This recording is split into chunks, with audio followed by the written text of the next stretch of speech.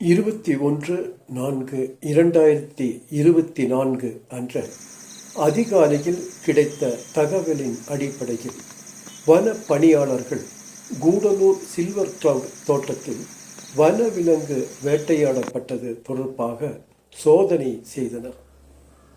6ஆம் நம்பர் கூடலூர் என்ற இடத்தில் உள்ள சஜீவன் என்பவருக்கு சொந்தமான எஸ்டேட் இருக்கும் குடியிருப்பு பகுதியில் சோதனை செய்தபோது மண்ணில் புதைத்து வைத்திருந்த ஒற்றை குழல் துப்பாக்கி ஒன்று கண்டுபிடிக்கப்பட்டது.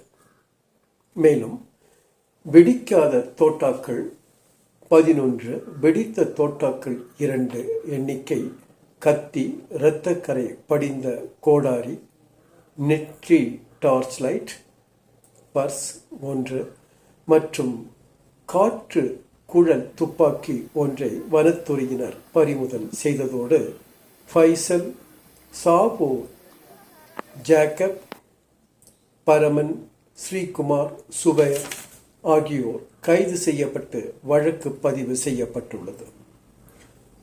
மற்ற குற்றவாளிகளான எஸ்டேட் உரிமையாளர் சஜீவன், ஸ்ரீகுமார் மற்றும் சுபைர் ஆகியோரை தேடும் பணியில் தனிப்படை அமைக்கப்பட்டுள்ளது. குற்றவாளிகள் நீண்ட நாட்களாக வனவிலங்குகளை வேட்டையாடி வந்தது விசாரணையில் தெரிய வந்தது.